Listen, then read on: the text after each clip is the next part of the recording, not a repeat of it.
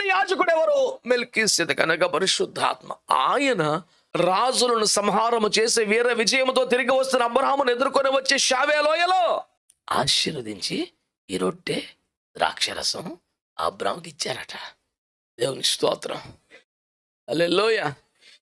వాక్యాన్ని బాగా చదవకుండా కొంచెం ఆవేశంగా మాట్లాడేవారు చాలా మంది.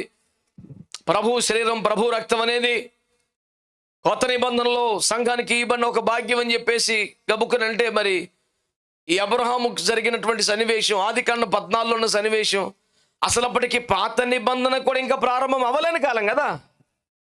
పాత నిబంధన ఎప్పుడు స్టార్ట్ అయింది? ఇశ్రాయేలులు ఐగుప్తులను విమోచించబడ్డాక వాగ్దాన దేశానికి వెళ్తే క్రమంలో సముద్రం దాటిన తర్వాత సీనాయి కొండ మీద మోషేని పిలిచి, అబ్బాయి ఇలా చేస్తే నేను మీకు దేవుణ్ణి, ఇలా అయితే మీరు నాకు ప్రజలు అని దేవునికి ప్రజలకు మధ్య మోషే ద్వారా సీనాయి కొండ మీద ఒక ఒడంబడిక, ఒక ఒప్పందం